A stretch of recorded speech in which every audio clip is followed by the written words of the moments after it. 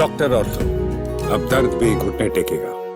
महाराष्ट्र की राजनीति में एक बार फिर छगन भुजबल की जोरदार वापसी हुई है। राष्ट्रवादी कांग्रेस पार्टी यानी कि अजीत पवार गुट के वरिष्ठ नेता और ओबीसी समुदाय के प्रमुख चेहरे 77 वर्ष छगनलाल भुजबल को देवेंद्र फडणवीस के नेतृत्व वाली महायुति सरकार में खाद्य और आपूर्ति विभाग का मंत्री नियुक्त किया गया है। यह निर्णय न केवल उनकी व्यक्तिगत राजनीतिक यात्रा के लिए महत्वपूर्ण है, बल्कि आगामी स्थानीय निकाय चुनाव और राज्य में ओबीसी समुदाय को साधने के लिहाज से भी अहम माना जा रहा है। चलिए पूरी खबर के डिटेल के बारे में बताती हूँ। नमस्कार, मैं हूँ अंकिता शुक्ला। स्वागत है आपका चैनल 4 न्यूज इंडिया में।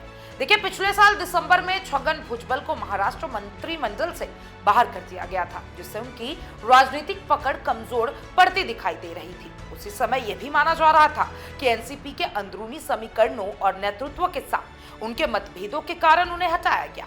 खासकर भुजबल द्वारा अपने बेटे पंकज भुजबल को विधान परिषद में नियमित करने का दबाव पार्टी नेतृत्व को रास नहीं आया था। इसके अलावा अजित पवार की बगावत में समर्थन देने के बाद पार्टी में बने तनाव भी उनकी स्थिति को कमजोर कर दिया था। नई जिम्मेदारी मिलने के बाद छगन भुजबल ने कहा, मैंने 1951 से अब तक कई बार मंत्री पद की शपथ ली है और विभिन्न विभागों का अनुभव लिया है। अब जो जिम्मेदारी मुझे दी गई है, मैं उसे पूरी निष्ठा से निभाऊंगा। अंत भला तो सब भला। उनका यह बयान इस बात का संकेत है कि वे इस अवसर को अपनी राजनीतिक विरासत को और मजबूत करने के रूप में देख रहे हैं। भुजबल की नियुक्ति ऐसे समय में हुई है जब केंद्र सरकार ने आगामी जनगणना में जातिगत आंकड़ों को शामिल करने का निर्णय लिया है।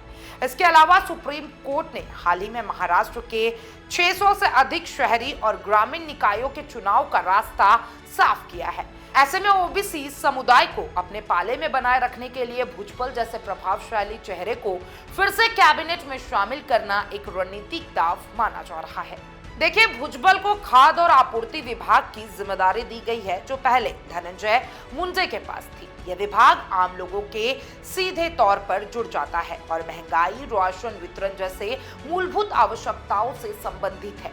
ऐसे में भुजबल को इस विभाग की जिम्मेदारी सौंपना सरकार के प्रति ओबीसी वर्ग और गरीब तबके के भरोसा कायम करने का प्रयास माना जा रहा है। छगन भुजबल की मंत्रिमंडल में वापसी केवल एक राजनीतिक पुनर्वास नहीं, बल्कि महायुति सरकार की एक रणनीतिक चाल भी है। ओबीसी समुदाय को साधना, आगामी स्थानीय निकाय चुनाव में मजबूती हासिल करना और अजित पवार गुट के भीतर संतुलन बनाना, ये तीनों उद्देश्य को साधने के लिए भुजबल की नियुक्ति एक उपयुक्त कदम साबित हो सकती है। अब ये देखना दिलचस्प होगा कि भुजबल अपनी नई भूमिका में किस तरह प्रदर्शन करते हैं और अपनी छवि को दोबारा कितनी मजबूती से स्थापित कर पाते हैं। तमाम ऐसे अपडेट्स के लिए चैनल 4 न्यूज इंडिया के साथ बने रहें। डॉक्टर ऑर्थो, अब दर्द भी घुटने टेकेगा।